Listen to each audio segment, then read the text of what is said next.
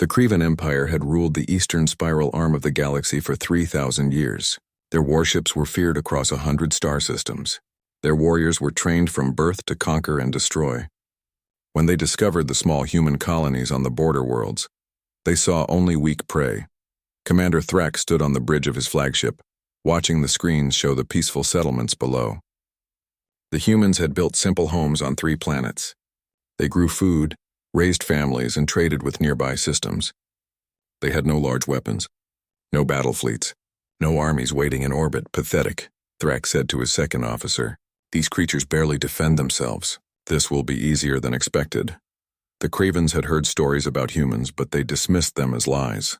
Other species whispered that humans were dangerous when provoked, that they had something called spite which made them fight beyond reason, that they never forgot and never forgave. Thrak laughed at such tales. All species say such things about themselves, he told his crew. They want to seem fierce. But look at them down there, playing in their gardens, walking without weapons. They are sheep waiting for wolves. The attack began at dawn on the planet called New Hope.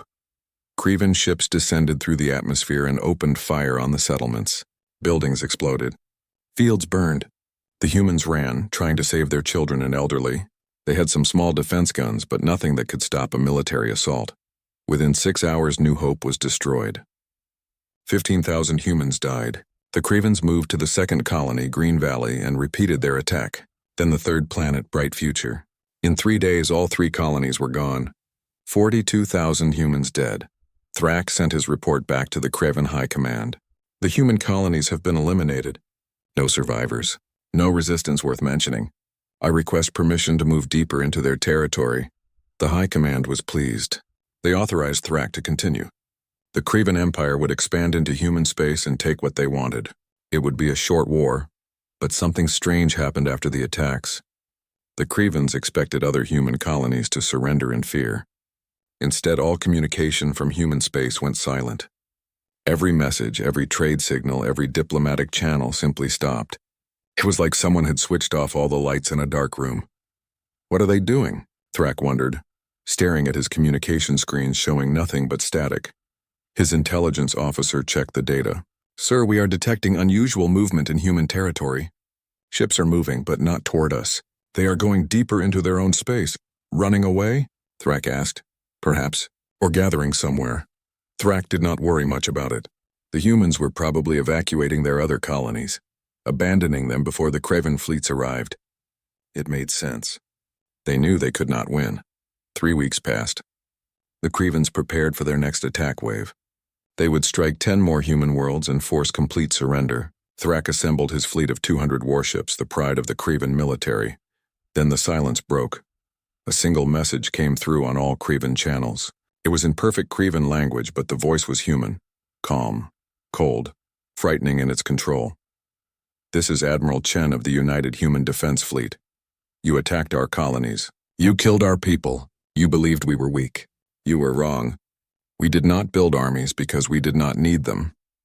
We did not show our weapons because we had no enemies. But you have changed that. You wanted war. Now you have it. We are coming. There will be no mercy. There will be no negotiation. There will be no surrender accepted. You stirred the sleeping dragons. Now face the fire. Thrak laughed when the message ended. Dragons? What are dragons? More human myths and stories. Let them come.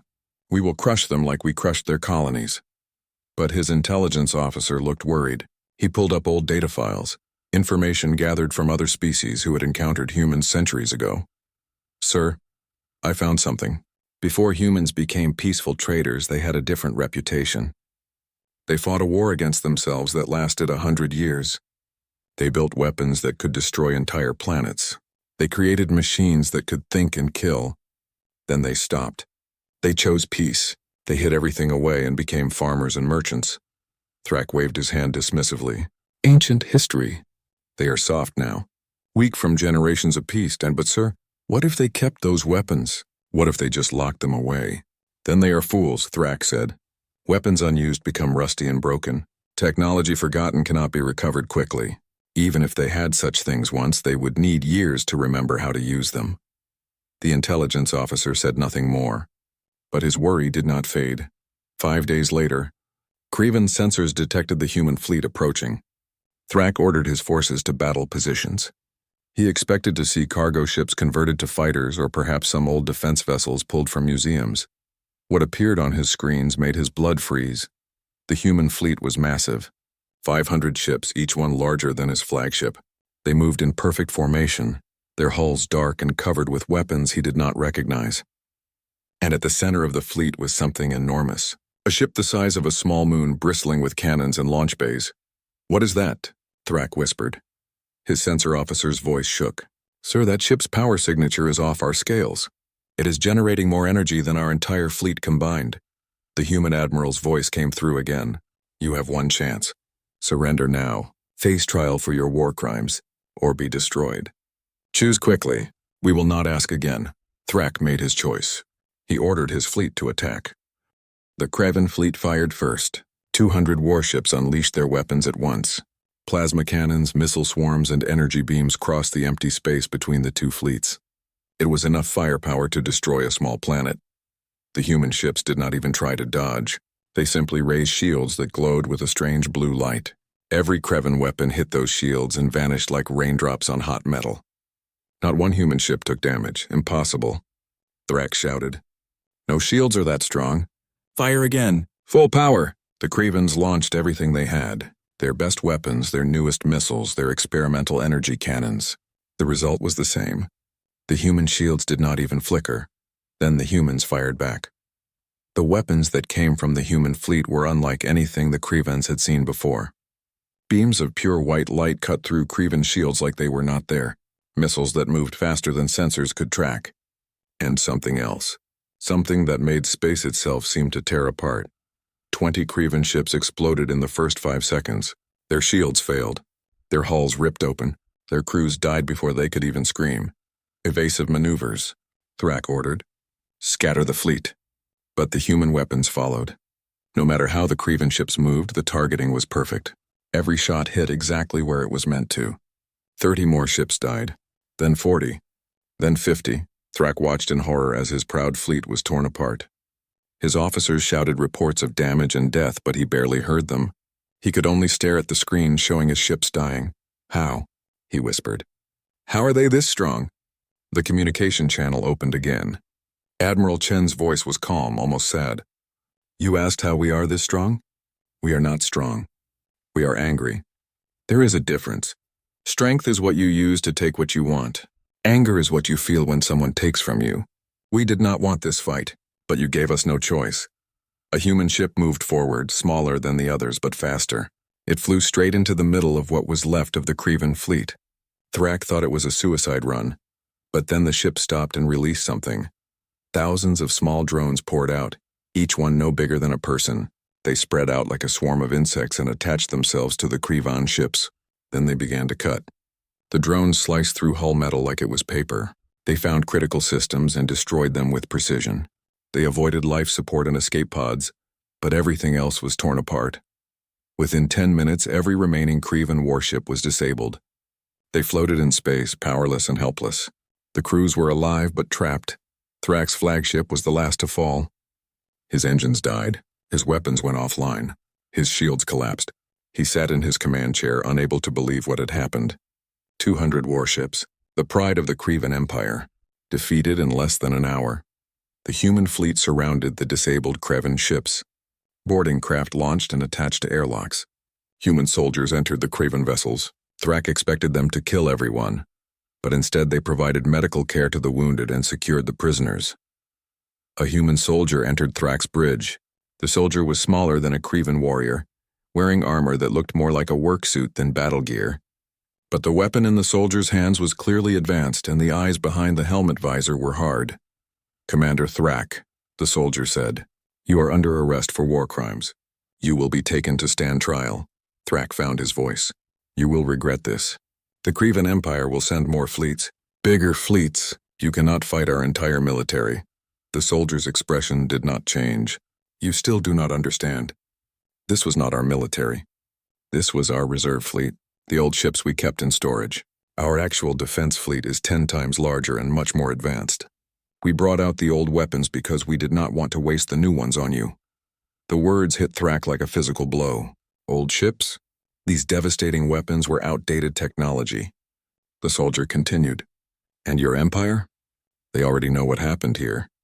We made sure of it. We broadcast this entire battle to every Krevan world. They watched their great fleet die in less than an hour. They are currently having emergency meetings to discuss surrender terms. Lies, Thrak said, but his voice was weak. No lies.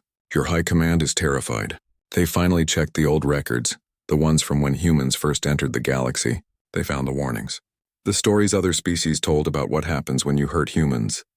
They just never believed those stories were true. Another human entered the bridge. This one wore a different uniform, with symbols that suggested high rank. The officer looked at Thrak with an expression of disgust. I am Captain Rodriguez, she said. I was born on New Hope Colony. My family lived there for 3 generations. My grandmother taught at the school you bombed. My uncle worked in the fields you burned. My niece was 7 years old when your ships came. Thrak felt something he had not experienced in his long military career. True fear. Not fear of death, but fear of what he had awakened. Captain Rodriguez stepped closer. You wanted to know about dragons? Let me explain. Dragons are creatures from old human stories. They sleep for long periods, sometimes centuries. They seem harmless when sleeping.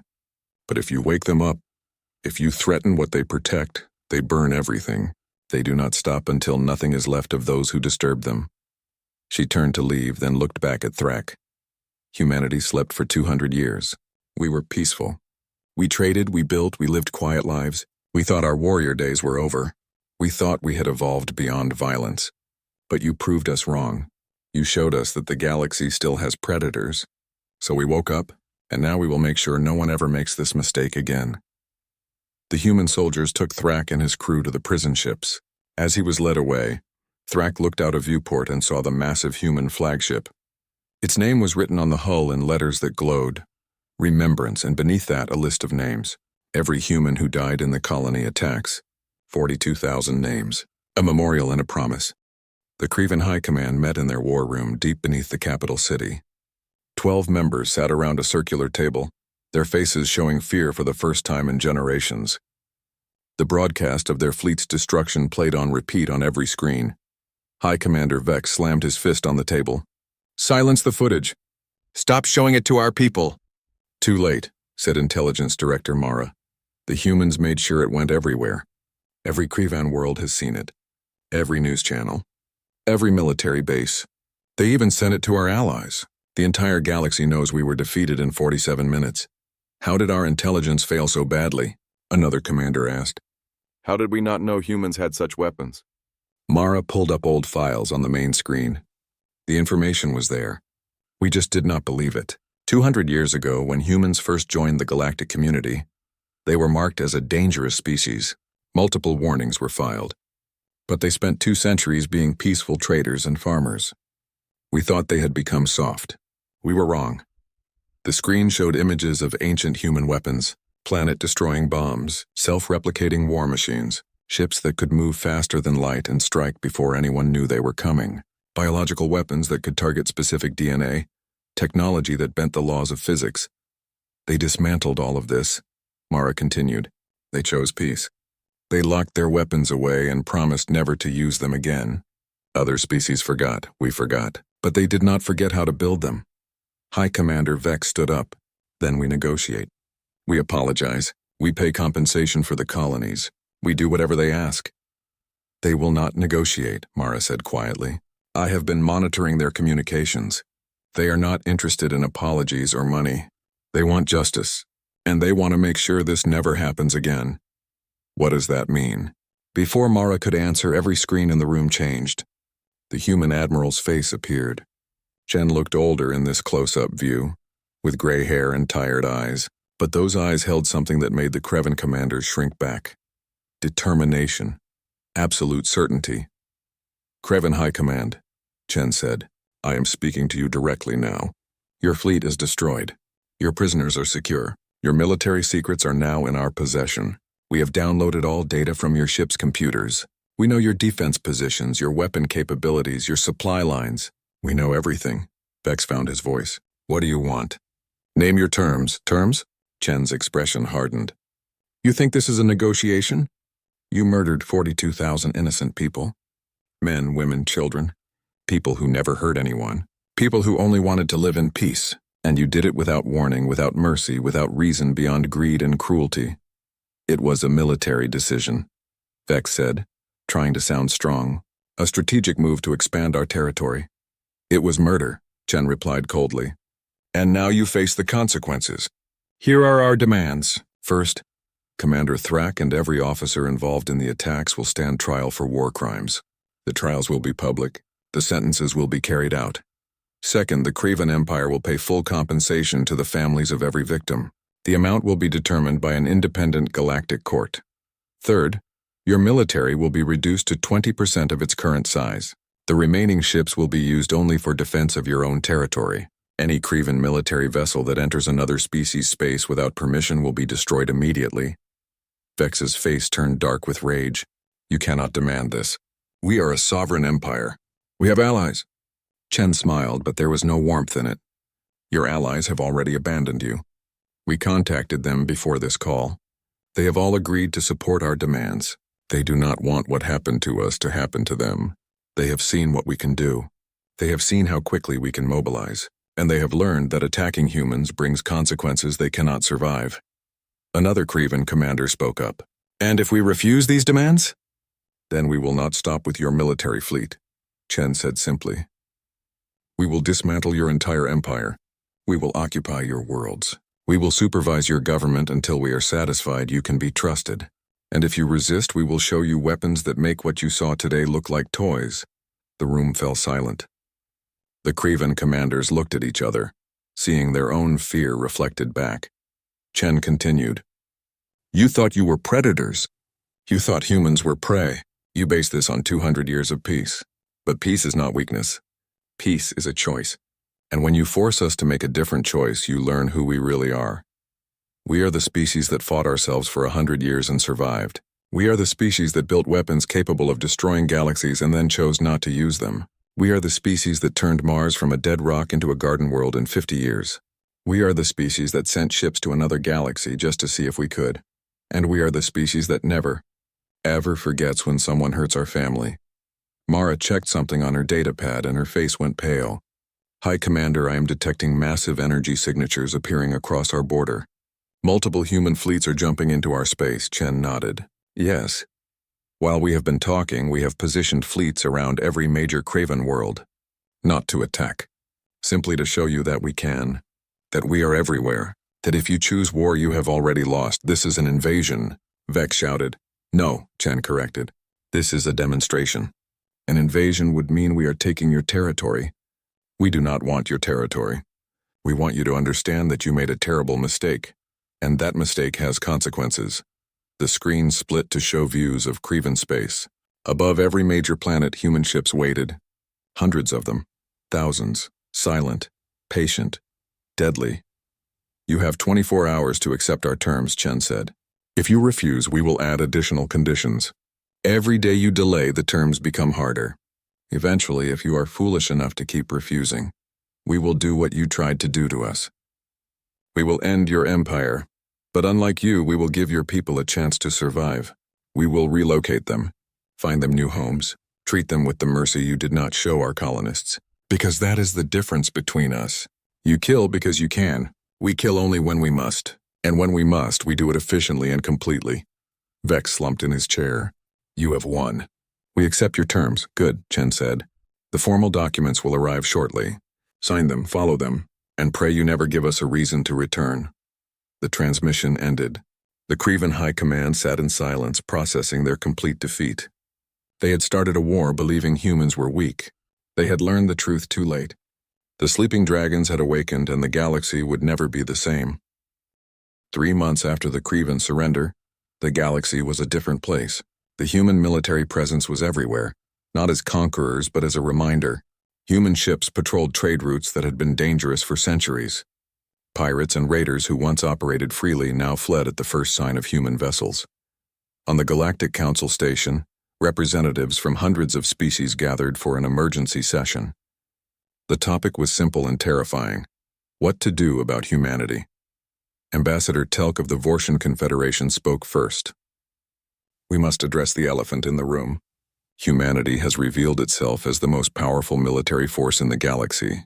They have weapons we cannot match, technology we do not understand, and they have shown they are willing to use it. They were provoked, said Ambassador Yira of the Minoran Alliance. The Cravens attacked them without cause. The human response was defensive. Defensive? Telk's voice rose. They destroyed an entire fleet in less than an hour. They occupied Kreven space. They dictated terms like ancient emperors. This is not defense. This is domination. The council chamber erupted in argument. Some species sided with Telk, fearing human power. Others defended humanity, pointing out that they had only responded to aggression. The debate raged for hours until the council president called for order. Enough, President Moros said. We have invited a human representative to address the council. Let us hear what they have to say before we make judgments. The chamber doors opened and Admiral Chen walked in. She was not in military uniform this time.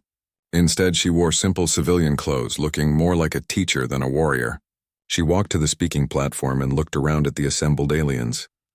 Thank you for inviting me, Chen began. I know you are afraid. I understand why. 3 months ago, most of you thought humans were peaceful traders who had forgotten how to fight. Now you know differently. Now you wonder what we will do with our power. She paused, letting the words sink in. I cannot blame you for being afraid. We are afraid too. Not of you, of ourselves. You see, we remember what we were. We remember the wars we fought, the weapons we built, the terrible things we did to each other. We spent 200 years trying to be better, trying to prove we had evolved beyond violence. Then the Cravens attacked our colonies and we learned something painful. We had not evolved beyond violence. We had only suppressed it.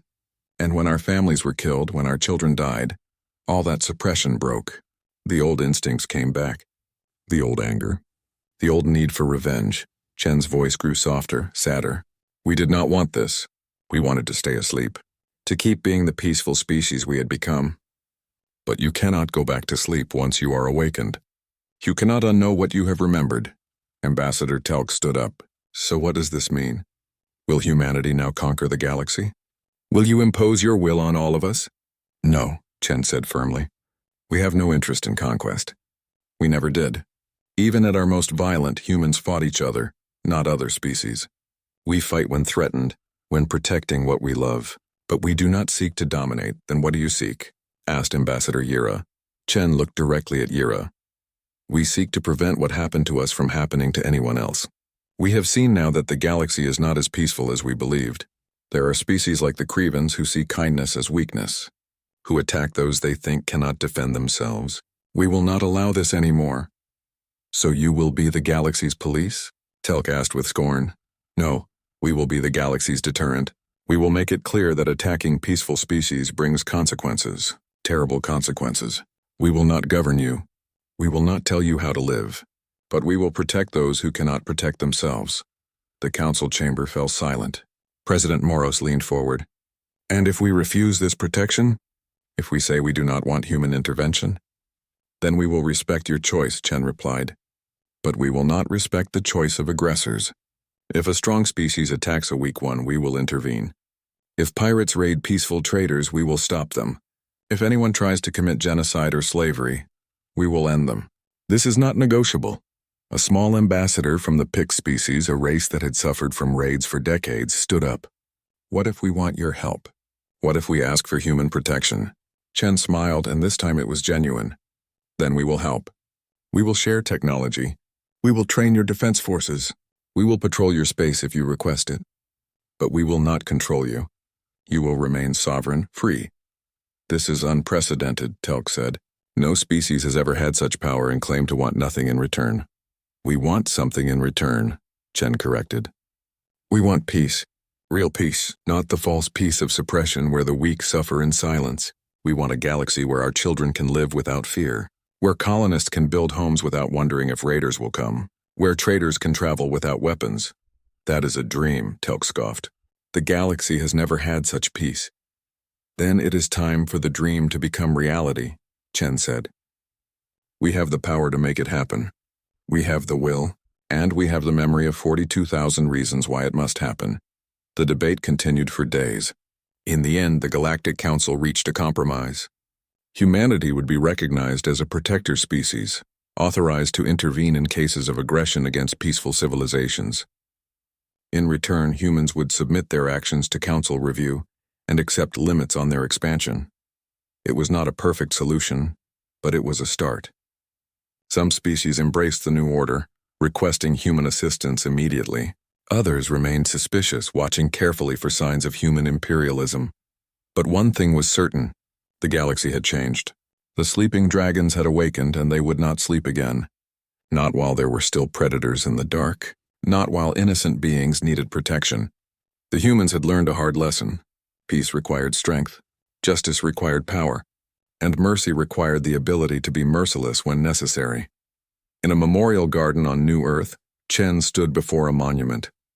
It listed the names of every human who died in the Kraven attacks. 42,000 names carved in black stone. Fresh flowers lay at the base, left by families who would never see their loved ones again. Chen placed her hand on the cold stone. "We did it," she whispered. "We made sure your deaths meant something. The galaxy is changing, becoming safer, because of you. Because of what we learned when we lost you." She stood there for a long time, remembering faces and voices. Then she turned and walked away. There was work to do, a galaxy to protect, a promise to keep. The dragons were awake, and they would guard the innocent with fire and fury until the stars themselves went dark. 10 years had passed since the Kraven War, as it came to be called. The galaxy had transformed in ways no one expected. Trade flourished between species that once feared each other. Pirates had nearly vanished. Raiders who once terrorized border worlds now faced swift human justice. But not everyone was happy with the new order. In a dark meeting room on a remote station, representatives from 12 species gathered in secret. They called themselves the Sovereignty Alliance. Their goal was simple: remove human influence from the galaxy. "They claim to protect us," said Coordinator Ven, a Talaxian merchant lord. "But protection is just another word for control. They dictate terms. They enforce their version of justice. They have made themselves kings without crowns. The smaller species love them," added General Cross, a Draxian military commander. "The weak hide behind human shields. But what about us? What about species who do not need protection, who do not want human interference? We must act carefully," warned Chancellor Mira of the Hexar Dominion. "The Krevans attacked directly and were crushed. We cannot make the same mistake," Ven smiled. "We will not attack humans. We will make them attack us. We will provoke them into showing their true nature. And when they reveal themselves as tyrants, the galaxy will turn against them." The plan was complex. The Sovereignty Alliance would stage attacks on their own colonies and blame human rivals. They would spread propaganda about human aggression. They would create incidents designed to force human military responses that could be painted as unprovoked attacks. It began small. A Talaxian merchant ship was sabotaged and the crew blamed human traitors. A Draxian outpost reported harassment by human vessels. Though no evidence existed, stories spread through unofficial channels, whispers that grew louder with each telling. On Earth, the human government watched these developments with concern. President Sarah Mitchell called an emergency meeting with her military advisors. "They are testing us," said General Torres, "seeing if they can turn public opinion against us. Should we respond?" asked Admiral Chen, now serving as Chief of Defense. Mitchell shook her head. "Not yet. Let them play their game. We have evidence of what they are really doing. Our intelligence network has infiltrated their alliance. We know about their meetings, their plans, their lies. When do we reveal this?" Torres asked. "When the time is right. When they have committed so fully to their deception that the truth will destroy them completely. We did not survive 200 years of peace by being naive. We know how to fight wars without firing shots." The Sovereignty Alliance grew bolder. They staged a major incident on the border between human space and Draxian territory. A Draxian colony ship was destroyed and evidence was planted to suggest human involvement. The Draxian government demanded answers. The Talaxians called for sanctions against humanity. Other alliance members echoed these calls. The Galactic Council convened to address the crisis. Coordinator Ven presented his case with dramatic flair. "This unprovoked attack proves what we have warned about. Humans claim to be protectors, but they are aggressors. They destroy those who refuse to bow to them." President Mitchell stood to respond. She walked to the center of the council floor, her expression calm. Coordinator Ven makes serious accusations. He claims humans destroyed a Draxian colony ship. He presents evidence of our guilt. Shall I show you our evidence? What evidence? Ven demanded. Mitchell nodded to her aide, who activated the chamber's main display. Security footage appeared, showing the interior of the meeting room where the Sovereignty Alliance plotted. Every face was visible. Every word was clear. The chamber watched as Ven, Cross, and the others discussed their plan to stage attacks and blame humans. They watched as the leaders agreed to sacrifice their own people to achieve their goal. They listened as Coordinator Ven laughed about how easy it would be to manipulate public opinion. The footage ended. The council chamber was absolutely silent. Ven's face had gone pale. This is fabricated. Lies created by human intelligence. Mitchell smiled coldly. Is it? General Cross, would you like to confirm these are lies? Or perhaps Chancellor Mira? Any of you who participated in these meetings can speak up. None of them spoke. They could not. The footage was real and they knew it. Mitchell continued. We have known about your alliance for 8 months. We have recordings of every meeting, documentation of every staged incident, evidence of every lie you have spread. We could have stopped you at any time, but we wanted you to commit fully, to show the galaxy who you really are. You sacrificed your own people, Admiral Chen said, standing beside Mitchell. You destroyed a ship full of Draxian colonists, families, children, just to make humans look bad. And you call us tyrants? The council erupted. Species that had been part of the Sovereignty Alliance turned on its leaders. The Draxian ambassador, upon learning his own government had killed their people, called for immediate arrests. Others demanded trials for crimes against their own species. President Moros called for order. This council will address these crimes. But first, President Mitchell, what does humanity want? Mitchell looked around the chamber. We want what we have always wanted. Peace, justice, safety for all species. But we also want something new. We want you to understand that we did not choose to be powerful. Power was forced upon us when our families were killed. We use that power to protect others because we remember what it feels like to be attacked and helpless. But we are not perfect. We make mistakes. We can be fooled, manipulated, provoked. That is why we need the council. Why we need other species to question us, to challenge us, to keep us honest. Not with lies and staged attacks, but with truth and honest disagreement. She pointed at Ven and his associates. These leaders feared our power so much that they became monsters themselves. They killed their own people out of paranoia. This is what fear does. It makes you worse than what you fear. The trials that followed lasted months. The leaders of the Sovereignty Alliance were found guilty of crimes against their own species. Most received life imprisonment. Their governments fell, replaced by new leaders who understood that working with humans was better than fighting them. But something else happened too.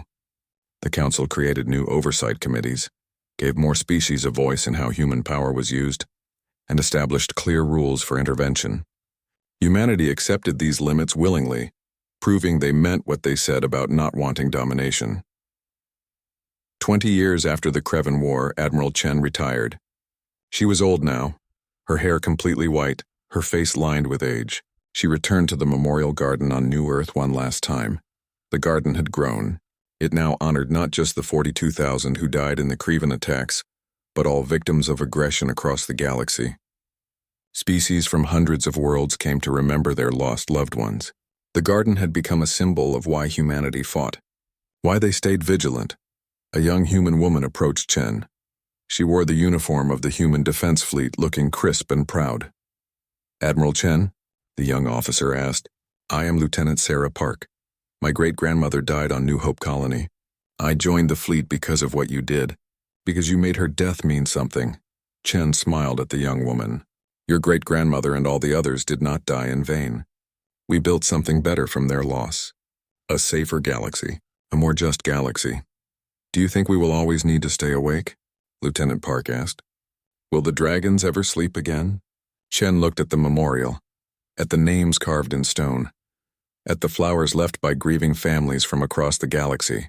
Perhaps one day, when the last predator has learned that attacking the innocent brings consequences, when the last raider has been caught, when every species can truly live in peace, then maybe we can rest. But until that day comes, we watch, we protect, we remember. Because that is what dragons do. They guard their treasure. And the galaxy's innocent beings are the greatest treasure of all. Lieutenant Park saluted. Chen returned it, seeing in this young woman the future of humanity. A future built on the past's hard lessons. A future of strength used for protection, not conquest. A future of power wielded with wisdom. As Chen walked away from the memorial, she looked up at the sky. Up there, human ships patrolled. Human technology protected. Human determination ensured that what happened to New Hope, to Green Valley, to Bright Future would never happen again. The sleeping dragons had awakened.